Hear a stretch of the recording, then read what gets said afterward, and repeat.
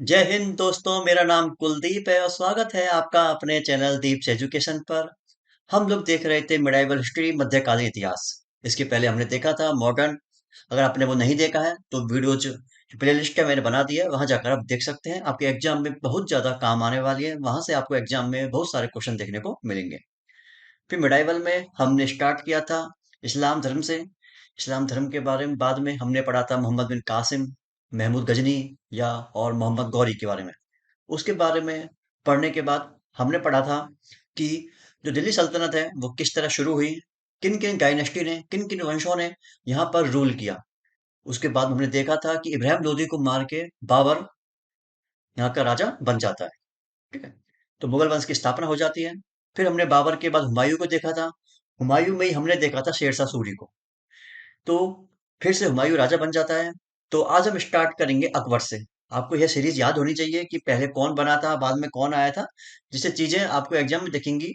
तो कुछ चीजें आपको पता नहीं भी होंगी, तब भी आप एग्जाम में क्वेश्चन सही करके आ सकते हो। ठीक है, पहला बाबर हुआ था, फिर हुमायूं हुआ था, फिर अकबर हुआ था मुगल साम्राज्य में। ठीक है, इसके बाद में जहांगीर, शाहजहां, औरंगजेब, ये सब हुए थे। ठीक है, तो स्टार्ट करते हैं आज की क्लास को। अगर आप चैनल पर नए हैं तो सब्सक्राइब कर लेंगे, जिससे आगे की जो भी वीडियोज है वो आप तक पहुंचती रहेंगी। अगर आप जुड़ना चाहते हैं हमसे टेलीग्राम, इंस्टाग्राम, फेसबुक पर, तो इसकी लिंक है यहाँ पर दी गई है। साथ ही साथ नीचे कमेंट बॉक्स में पिन कर दूंगा, वहां जाकर भी आप क्लिक करके जुड़ सकते हैं। कोई डाउट हो, कोई क्वेरी हो, आप पूछ सकते हो। तो बिना ज्यादा टाइम खराब किए स्टार्ट करते हैं अकबर से, कि अकबर के बारे में हमें कौन कौन सी बातें देखनी है। ठीक है, सबसे पहले तो आपको पता होना चाहिए 1556 से 1605 तक अकबर ने रूल किया था। यह बात पता होगी तो ज्यादा चीजें आपके लिए कंफर्टेबल आप रहोगे। नहीं पता है तब भी कोई दिक्कत वाली बात नहीं, अगर आपको याद नहीं रह पाता है तो। ठीक है, इनकी माँ का नाम हमें याद होना चाहिए, एग्जाम में पूछ लिया जाता है। पिता का नाम तो पता ही है आपको, कौन था? हुमायूं था। इनकी जो पत्नी थी उनका नाम भी याद होना चाहिए। ठीक है, क्योंकि जो अकबर है वो जाने जाते हैं कि इन्होंने जो अदर धर्म है उनके साथ में शादी संबंध वगैरह करवाने के शुरू कर दिए थे, जिससे इनका जो साम्राज्य है, इनकी जो आपस में जो इनका जो राज्य है वो बहुत ज्यादा बढ़ सके। तो माँ का नाम था हमीदा बानो। हमने पढ़ा भी था कि हुमायूं की बीवी का नाम था हमीदा बानो। ठीक है,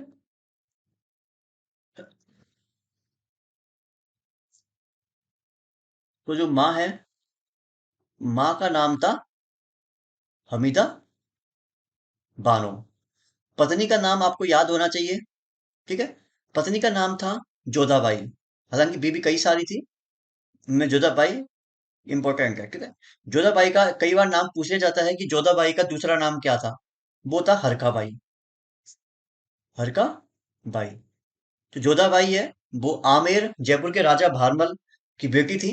ठीक है, जिससे अकबर ने शादी की थी। तो हरकाबाई या जोधाबाई इनकी पत्नी है। बता ही दिया कि 1556 से 1605 तक इन्होंने रूल किया था। ठीक है, इनके जो पुत्र हैं, बेटे हैं, थोड़ा उनके बारे में देख लेना, याद हो तो ठीक है, नहीं हो तो कोई बात नहीं। सलीम। सलीम का नाम आपने कई बार सुना होगा। ठीक है, सलीम को ही बाद में जहांगीर बोला गया था। सलीम के बाद में है मुराद, और फिर है दानियाल। ये नाम ऐसे हैं कि याद हो तो ठीक, नहीं हो तो कोई बात नहीं।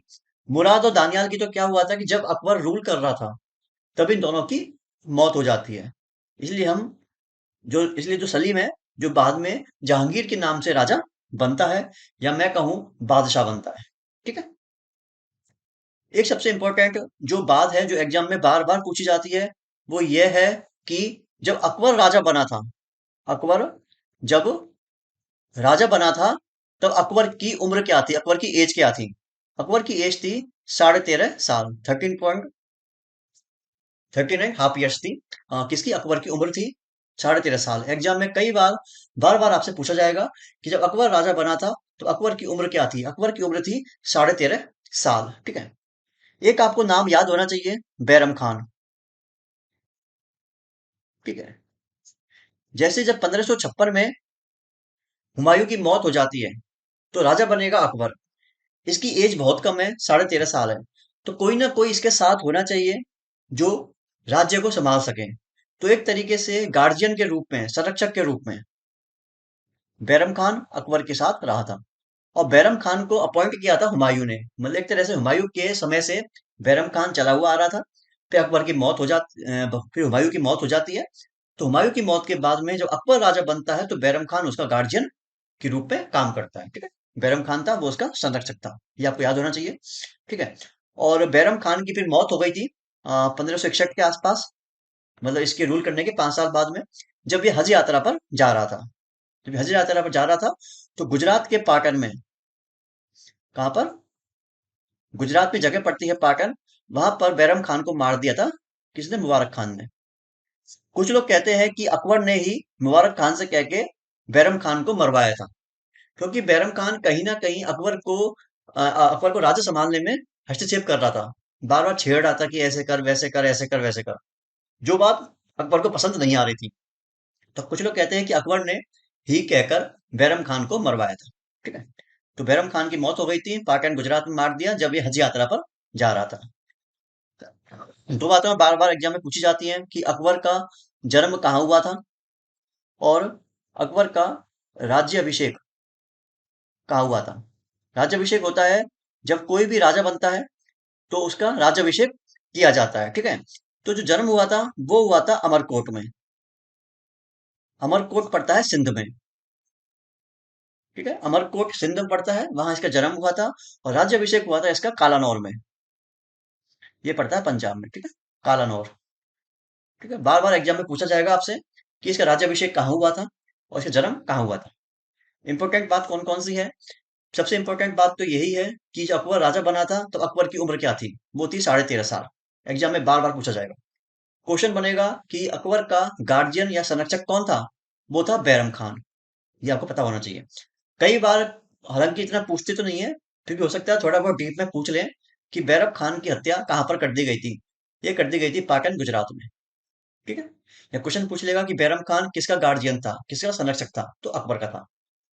कई बार पूछ लिया जाएगा कि अकबर का जन्म कहाँ हुआ था? अमरकोट सिंध में हुआ था। या पूछ लिया जाएगा कि अकबर का राज्याभिषेक कहाँ हुआ था? कालानौर में हुआ था। ये दोनों बातें आपको याद होनी चाहिए, ये सारी बातें अच्छे से। उसके बाद में अब हमें देखना है कि अकबर ने कौन कौन से काम करवाए थे। जैसे हमने बाबर के बारे में देखा था, हुमायूं के बारे में देखा था, शेरशाह सूरी के बारे में देखा था। ऐसे ही हमें देखना है कि अकबर ने कौन कौन से काम करवाए थे, क्या क्या करवाया था, जो हमें एग्जाम के हिसाब से इंपॉर्टेंट है। अकबर के समय में एक टर्म आई थी नवरत्न। इसका मीनिंग होता है कि जैसे आज के टाइम में, जैसे कोई भी कैबिनेट बनती है, तो कैबिनेट में कुछ मिनिस्टर बनते हैं जो बड़े इंपॉर्टेंट होते हैं, जैसे home minister, defence minister, finance minister, जो बहुत इंपॉर्टेंट रोल प्ले करते हैं, है ना, सरकार चलाने में।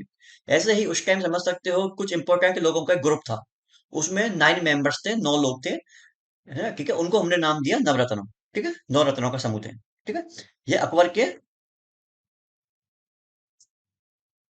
जो प्रसिद्ध 9 लोग थे, उनका एक ग्रुप था, या मैं कहूँ एक समूह था। ठीक है, ये सबके आपको नाम याद होने चाहिए।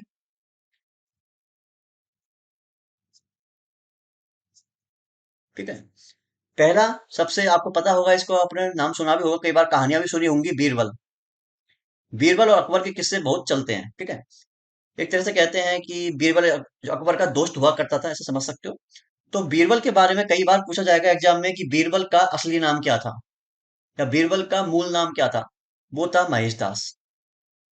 ये एग्जाम में बार बार पूछा जाता है। बीरबल का असली नाम था महेश दास। दूसरा इसका जो नवरत्न था वो था भगवान दास।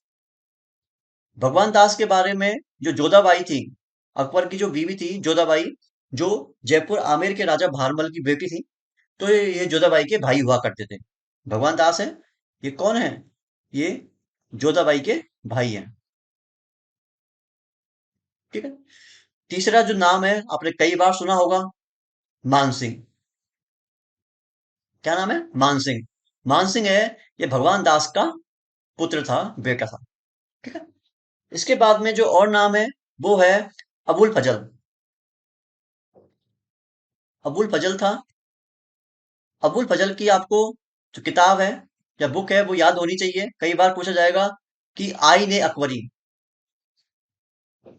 कि आईन ए अकबरी या फिर अकबरनामा किसने लिखी थी? क्या पूछा जाएगा कि आईने अकबरी या अकबरनामा किसने लिखी थी? यह लिखी थी अबुल फजल ने। एग्जाम में बार बार पूछा जाता है। ठीक है। एक इसका नाम था फैजी। कुछ लोगों को इसका नाम याद नहीं होता है क्योंकि कुछ अजीब सा नाम है। आपको याद होना चाहिए फैजी। ठीक है। छठे पे एक नाम आएगा मुल्ला दो प्याजा। नाम अजीब सा है पर आपको याद होना चाहिए। एक था अब्दुल रहीम खान खाना। अब्दुल रहीम खाने खाना। ठीक है, यह नाम भी आपको याद होना चाहिए। एक नाम था तानसेन। तानसेन के बारे में आपको इंपॉर्टेंट है, याद होना चाहिए कि यह कौन थे। ये एक तरह से म्यूजिशियन थे, संगीतकार थे। ठीक है, ये संगीतकार थे। और कई बार पूछा जाएगा कि इनका असली नाम क्या था। इनका असली नाम था रामतनु पांडे।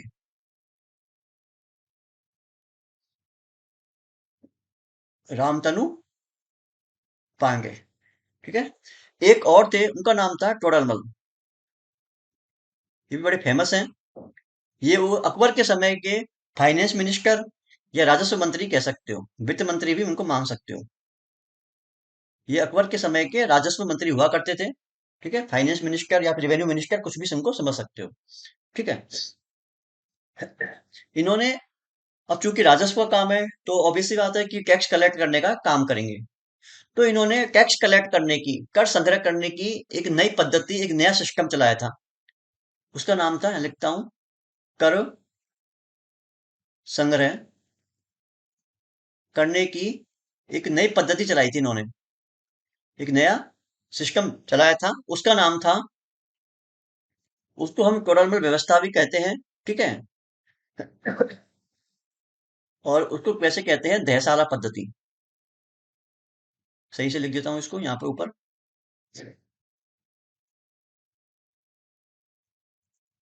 ठीक है, इन्होंने जो टैक्स कलेक्ट करने की एक नई व्यवस्था बनाई थी, नया सिस्टम बनाया था, उसका नाम था दहशाला पद्धति। ठीक है। इसको हम टोडरमल बंदोबस्त भी कहते हैं। टोडरमल बंदोबस्त भी कहते हैं। ये आपको याद होना चाहिए, बहुत ज्यादा इंपॉर्टेंट है। इसमें एक तरह से नाम जो देशशाला क्यों पड़ा है, ऐसा समझ सकते हो कि 10 साल में जो भी आपका एवरेज प्रोडक्शन होगा उस पर टैक्स आपको देना पड़ेगा, ऐसा छोटा सा आप समझ सकते हो। ठीक है। तो देशशाला पद्धति थी, यह बनाई थी किसने? टोडरमल ने, जो अकबर के नवरत्न में से एक था, जो उस समय का राजस्व मंत्री हुआ करता था। ठीक है। और उन्होंने देशवाला पद्धति बनाई थी, टैक्स कलेक्ट करने की एक नया सिस्टम था, और उसी को हम कहते हैं टोडरमल बंदोबस्त। ठीक है, ये सारी चीजें आपको याद होनी चाहिए। इंपॉर्टेंट बातें कौन कौन सी है? पहला यही कि नवरत्न अकबर के समय में था। बीरबल के बारे में पता होना चाहिए कि बीरबल का जो असली नाम था वो था महेश दास। ठीक है, असली नाम क्या था? महेश दास। दूसरी बात पता होनी चाहिए कि भगवान दास और मान सिंह का नाम याद होना चाहिए आपको। फिर पता होना चाहिए कि अबुल फजल ने क्या लिखा था, आईने अकबरी या फिर अकबरनामा। फैजी का नाम याद होना चाहिए आपको। मुल्ला दो प्याजा का नाम याद होना चाहिए। अब्दुल रहीम खाने खाना का नाम याद होना चाहिए। फिर याद होना चाहिए कि तानसेन महान संगीतकार हुआ करते थे अकबर के समय में। क्वेश्चन बन सकता है कि तानसेन किसके समय में थे? तो अकबर के समय में थे। तानसेन का असली नाम आपसे पूछ लेगा कि रामतनु पांडे था। फिर पूछ लेगा कि अकबर के समय में राजस्व मंत्री कौन था? वो था टोडरमल। क्वेश्चन पूछ लेगा कि टोडरमल ने टैक्स कलेक्ट करने की एक नई पद्धति बनाई थी, उसका नाम क्या था? उसका नाम था दहशाला पद्धति या फिर टोडरमल बंदोबस्त। ये सारे जो नाम है, सारी बातें हैं, आपको याद होनी चाहिए। एग्जाम के हिसाब से सभी चीजें इंपॉर्टेंट हैं। ठीक है। अब उसके बाद में हम देखेंगे कि अकबर ने कौन कौन सी बिल्डिंग या इमारत बनवाई थी। ये भी आपको याद होना चाहिए, एग्जाम में पूछ लिए जाते हैं। हमने आज तक यही सुना होगा कि लाल किला सिर्फ दिल्ली में है, लेकिन लाल किला दिल्ली में नहीं है। उसके अलावा और भी जगह है। जैसे एक लाल किला है आगरा में, यह बनवाया था अकबर ने। आपको याद होना चाहिए। आगरा के लाल किला के बाद में एक है इलाहाबाद, जिसका आजकल नाम है प्रयागराज। यह इसका यहाँ का लाल किला भी बनवाया था, अकबर ने। ठीक है। उसके अलावा लाहौर का जो लाल किला है वो भी बनवाया था अकबर ने। और एक जगह और है अटक, यहाँ का लाल किला भी बनवाया था अकबर ने। और जो दिल्ली का लाल किला है जिसको हम सब लोग जानते हैं, दिल्ली का लाल किला है, यह अकबर ने नहीं बनवाया था, यह बनवाया था शाहजहां ने। ठीक है, ये आपको याद होना चाहिए, यहीं पर इसको नोट डाउन कर लेना, जिससे आपको याद रहेगा कि दिल्ली का लाल किला है वो बनवाया था शाहजहां ने। ठीक है। ये जो लाल किले के बाद में एक आपने जगह का नाम सुना होगा, आगरा के पास है फतेहपुर सीकरी। ठीक है? तो फतेहपुर सीकरी की स्थापना भी, या मैं कहूँ फतेहपुर सीकरी किसने बसाया था, यह भी जो अकबर है उसने बसाया था। ठीक है। और इसको विजयनगरी के नाम से जाना जाता है। क्वेश्चन बन लेगा, पूछ लेगा कि विजयनगरी के नाम से किसको जाना जाता है, फतेहपुर सीकरी को। ठीक है। जब यह गुजरात को जीत कर आया था अकबर, तब उसने फतेहपुर सीकरी के बाहर एक बुलंद दरवाजा लगवाया था फतेहपुर सीकरी में घुसने के लिए। तो क्या बनवाया, बुलंद दरवाजा। अभी भी है, कभी आप जाओ देखने तो जरूर देख कर आना। तो बुलंद दरवाजा है। बुलंद दरवाजा क्या है, फतेहपुर सीकरी में अंदर घुसोगे तो आपको बुलंद दरवाजा पड़ेगा। तो याद होना चाहिए कि बुलंद दरवाजा कहाँ पर है, यह फतेहपुर सीकरी में है। तो फतेहपुर सीकरी का एंट्रेंस गेट है, प्रवेश द्वार है। ठीक है। क्वेश्चन पूछ लेगा कि फतेहपुर सीकरी का एंट्रेंस गेट या फिर प्रवेश द्वार क्या है, कौन सा दरवाजा है, वो है बुलंद दरवाजा। क्वेश्चन पूछ लेगा कि बुलंद दरवाजा कहाँ पर है, फतेहपुर सीकरी में, यूपी में। ठीक है। उसके अलावा एक था इबादत खाना, एक था इबादत खाना। इबादत खाना के बारे में आपको एक बात पता होनी चाहिए कि इबादत खाना वो जगह थी जहां पर अकबर बैठकर धर्म के बारे में बातें किया करते थे। ठीक है। जो रिलीजन है उनके बारे में बातें किया करते थे अकबर इबादत खाना में बैठ के। और ये कहाँ पर है, ये फतेहपुर सीकरी में है। ये आपको याद होना चाहिए कि फतेहपुर सीकरी में इबादत खाना है, वो बना हुआ है। और इबादत खाना में बैठकर ही अकबर जो धर्म है, रिलीजन है, उनके बारे में बातें किया करते थे, चर्चाएं किया करते थे। तो इंपॉर्टेंट बातें हैं आपके लिए, पहला तो यही कि आगरा का लाल किला, इलाहाबाद का लाल किला, लाहौर का लाल किला और अटक का लाल किला अकबर ने बनवाया था। जबकि दिल्ली का लाल किला जिसको हम सब जानते हैं वो बनवाया था शाहजहां ने। फिर पता होना चाहिए कि फतेहपुर सीकरी की स्थापना वो की थी किसने, अकबर ने। जैसे हमने देखा था सिकंदर लोदी के समय में कि आगरा शहर की स्थापना सिकंदर लोदी ने की थी। पता होना चाहिए हमें कि फतेहपुर सीकरी में घुसने के लिए बुलंद दरवाजा बना हुआ है। ठीक है। फिर हमें पता होना चाहिए कि इबादत खाना जहां पर अकबर बैठकर धार्मिक चर्चाएं किया करते थे वो कहाँ पर है, वो कहाँ पर था, फतेहपुर सीकरी में। ठीक है। ये सब बातें आपको पता होनी चाहिए। उसके बाद में आता है कि एक नया धर्म चलाया था किसने, अकबर ने। वो कौन सा धर्म था, उसमें क्या क्या बातें थी। तो उस धर्म का नाम था दीन ए इलाही। क्या नाम था, दीन ए इलाही। ये आपको याद होना चाहिए, कई बार पूछ लेगा कि अकबर के द्वारा चलाया गया नया धर्म का नाम क्या था, दीन ए इलाही। ठीक है, दीन ए इलाही। और इस धर्म को मानने वाला पहला आदमी कौन था, ये क्वेश्चन भी बार बार पूछा जाता है कि धर्म को मानने वाला पहला आदमी कौन था, वो था बीरबल। इसको ऐसे भी याद कर सकते हो कि बीरबल अकबर के बहुत करीब हुआ करता था और नवरत्न में से भी एक था। तो इसलिए अब वो जो बीरबल है वो ही ऐसा था जिसने सबसे पहले इस धर्म को, कौन सा धर्म, दीन ए इलाही को माना था, इसको फॉलो किया था। ठीक है। उसके बाद में ये जो धर्म है ये क्या बोलता है, ये धर्म है ये आधारित है भाईचारे पर। क्वेश्चन पूछता है कि दीन ए इलाही किस पर आधारित है, यह है भाईचारे पर आधारित है, जिस पर सभी धर्मों के बारे में बातें की जाती थी, सभी रिलीजन्स के बारे में बातें की जाती थी। ठीक है। सभी धर्मों के बारे में बात की जाती थी। ठीक है। और ये धर्म भाईचारे पर आधारित था, भाईचारे की व्यवस्था पर आधारित था। और इस धर्म के लिए दीन इलाही में जो धर्म चलाया था, इस जो दिन के लिए हम बातें करेंगे तो इसके लिए अकबर ने रविवार संडे का दिन फिक्स कर रखा था कि हम रविवार को जो दीन इलाही है इसके बारे में बातें किया करेंगे। रविवार का दिन फिक्स कर रखा था। ठीक है, रविवार का दिन था वो फिक्स कर रखा था। उसके बाद में एक चीज और आती है, वो था मजहर की घोषणा। मजहर की घोषणा, इसका मीनिंग क्या होता है? इसका मीनिंग होता है कि आपको पता है कि जब धर्म के बारे में बातें कर रहे हैं तो कई सारे बातें आएंगी, कई सारे आपस में डिस्प्यूट होंगे, आपकी बातें मैच नहीं करेंगी आपस में।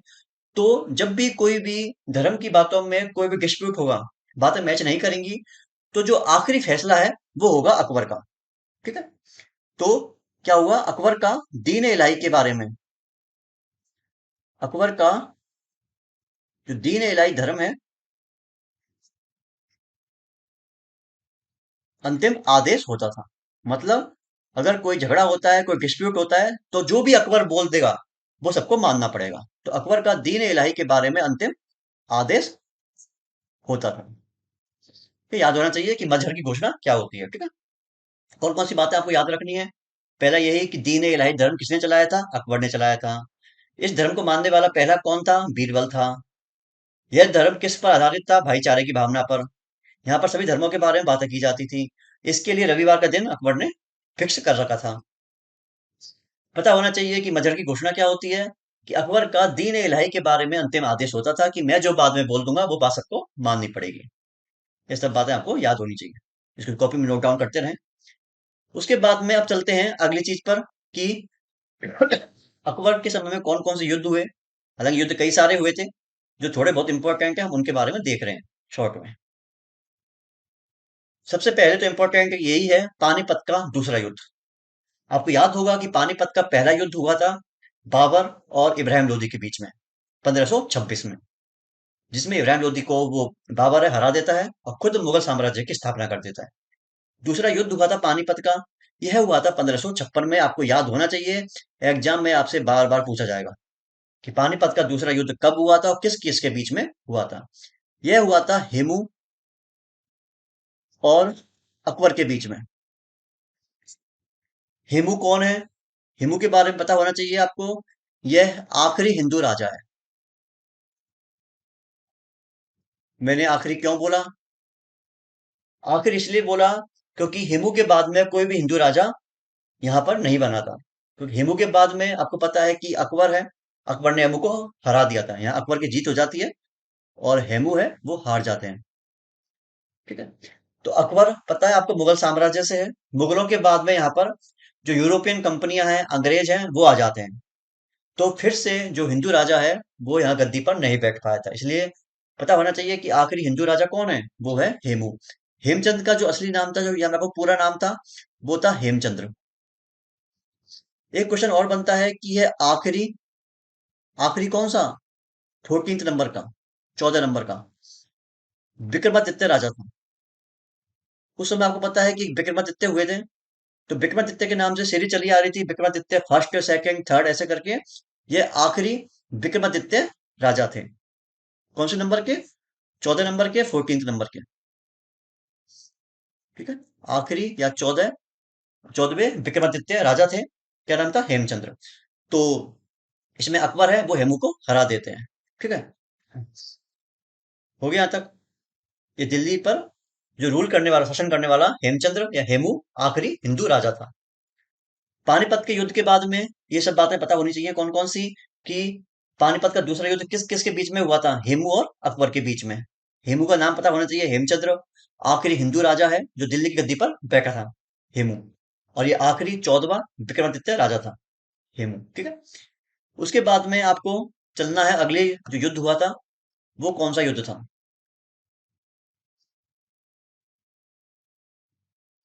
उस युद्ध का नाम था गुजरात की विजय। गुजरात की विजय ये भी आपको याद होना चाहिए कि 1572 में हुआ था। 1572 है, यह आपको याद होना चाहिए। गुजरात की विजय है, यह है 1572, आपको याद होना चाहिए 1572। ठीक है, और गुजरात विजय की याद में ही मैंने पहले बताया था कि अकबर ने फतेहपुर सीकरी में बुलंद दरवाजा बनाया था। जब अकबर गुजरात को जीत गए थे, गुजरात पर विजय पाली थी, तो फतेहपुर सीकरी में गुजरात विजय को मनाने के लिए, सेलिब्रेट करने के लिए बुलंद दरवाजा बनवाया था। क्वेश्चन बनता है कई बार कि बुलंद दरवाजा कब बनाया गया था? गुजरात विजय के दौरान। ठीक है। और गुजरात की विजय के दौरान ही अकबर है सबसे पहले यहीं पर यूरोपियन कंपनियों से मिलता है। और उस समय कौन सी यूरोपियन कंपनी से मिलता है? वो थे पुर्तगाली। ठीक है, क्योंकि आपको पता है कि ईस्ट इंडिया कंपनी से तो कौन मिलता है? जहांगीर मिलता है। ठीक है, अकबर नहीं मिलता है। अकबर के समय में तो ईस्ट इंडिया कंपनी की स्थापना होती है, लेकिन मिलता उससे जहांगीर है। लेकिन जो पुर्तगाली कंपनी है, इससे सबसे पहली बार जो अकबर मिलता है वो मिलता है गुजरात की विजय में के दौरान। ठीक है, याद होना चाहिए आपको कि फतेहपुर सीकरी में बुलंद दरवाजा बनवाया था अकबर ने। कब बनवाया था? गुजरात की विजय के दौरान 1572 में। और यूरोपियन कंपनी पुर्तगाली सबसे पहले अकबर कहाँ मिला था? गुजरात की विजय में। ठीक है। उसके बाद में तीसरा युद्ध है, काफी इंपॉर्टेंट है, आपने सुना भी होगा उसका नाम। उसका नाम है हल्दी घाटी का युद्ध। उसका नाम है हल्दी घाटी का युद्ध। आपको जो डेट, जो ईयर है, 1576 आपको याद होना चाहिए। एग्जाम के लिए बहुत ज्यादा इंपॉर्टेंट है। 1576, 1576 आपको याद होना चाहिए। किस किसके बीच में हुआ था? ये बेसिकली जो अकबर है और जो मेवाड़ महाराणा है, कौन? महाराणा प्रताप, उनके बीच में लड़ा गया था। लेकिन अकबर की ओर से जो लड़ने आया था वो था मान सिंह। अकबर की ओर से जो लड़ाई करने के लिए आया था वो था मान सिंह। तो यह युद्ध बेसिकली था मान सिंह और महाराणा प्रताप के बीच में, जो मेवाड़ के राजा हुआ करते थे। इसमें जो मान सिंह है वो जीत जाता है और महाराणा प्रताप की हार हो जाती है। ठीक है। और ये हो गया कि क्वेश्चन बनेगा कि महाराणा प्रताप कहाँ के राजा थे? मेवाड़ के राजा थे। वैसे पता होता है सभी को ये, मेवाड़ महाराणा हिंदुआ सूरज। ठीक है, महाराणा प्रताप। कौन सी बात इंपॉर्टेंट है? यही बात। पहले तो हल्दी घाटी का युद्ध कब हुआ था? 1576 में हुआ था। किस किस के बीच में हुआ था? कौन जीता कौन हारा? और महाराणा प्रताप कहाँ के राजा थे? तमाम सारी बातें पता होनी चाहिए आपको। ठीक है। उसके बाद में एक युद्ध और देखना है हमको। उस युद्ध का नाम है असीरगढ़ का युद्ध।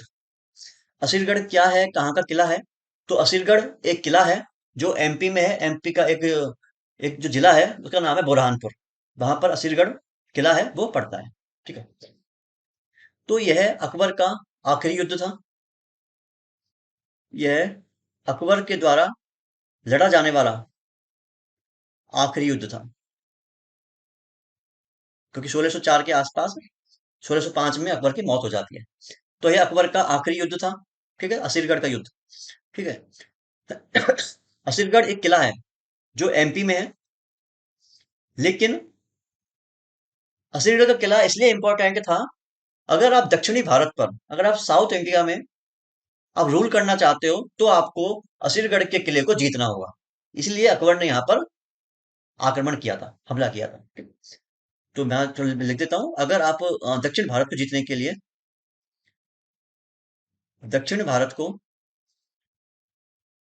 जीतने के लिए असीरगढ़ के किले पर हमला किया गया था। दक्षिण भारत को जीतने के लिए, है ना? तो असीरगढ़ का जो किला है वो बहुत इंपॉर्टेंट था, इसलिए यहाँ पर अकबर ने हमला किया था, आक्रमण किया था। ठीक है। फिर अकबर की मौत हो जाती है 1605 में। याद हो तो ठीक, नहीं हो तो ठीक, मैं इसको लिख देता हूँ 1605 में। अब बात आती है कि मकबरा कहाँ पर है अकबर का। तो जो अकबर का मकबरा है वो है आगरा में, आगरा के सिकंदरा में। आगरा के, आगरा के सिकंदरा में। कहाँ पर है? आगरा के सिकंदरा में। इससे पहले हमने देखा था कि बाबर का मकबरा था, वो था काबुल में। फिर हमने देखा था हुमायूं के बारे में कि हुमायूं का मकबरा है वो है दिल्ली में। हमने देखा था कि शेरशाह सूरी का मकबरा उसने जीते जी बनवाया था, बिहार के सासाराम में। ऐसे ही हमें याद होना चाहिए कि अकबर का जो मकबरा है वो है आगरा के सिकंदरा में। ये एग्जाम में बहुत ज्यादा पूछे जाते हैं, इसलिए आपको याद होने चाहिए। दो तीन बार देखोगे आपको याद हो भी जाएंगे। इंपॉर्टेंट बात, अकबर के द्वारा लड़ा जाने वाला आखिरी युद्ध कौन सा था? असीरगढ़ का युद्ध। कब हुआ था? 1601 में, याद होना चाहिए। असीरगढ़ का किला कहाँ पर है? एमपी के बुरहानपुर में। असीरगढ़ का किला इंपॉर्टेंट क्यों था? क्योंकि दक्षिणी भारत को जीतने के लिए असीरगढ़ का किला इंपॉर्टेंट था। मौत कब हुई थी? याद हो तो ठीक, नहीं हो तो ठीक। ये याद होना चाहिए कि मकबरा कहाँ पर है अकबर का। वो है आगरा के सिकंदरा में। ये तमाम सारी बातें आपको याद होनी चाहिए, एग्जाम में कहीं से भी पूछ ली जाएंगी। तो यह आज की क्लास थी। उम्मीद है आपको अच्छी लगी होगी, चीजें आपको समझ भी आई होंगी कि किस तरह कौन कौन से युद्ध हुए, कौन से नहीं हुए, क्या हुआ क्या नहीं हुआ। तमाम सारी बातें हमने देखी है जो आपके एग्जाम के लिए बहुत ज्यादा इंपॉर्टेंट है। यहाँ से आपको बहुत सारे क्वेश्चन देखने को मिलेंगे। तो अगर आपको वीडियो अच्छी लगी हो तो वीडियो को लाइक जरूर करें। कोई क्वेश्चन हो, कोई डाउट हो, कोई क्वेरी हो, नीचे कमेंट कर सकते हैं। बाकी अपना ध्यान रखें, अपना ख्याल रखें। जय हिंद, जय भारत।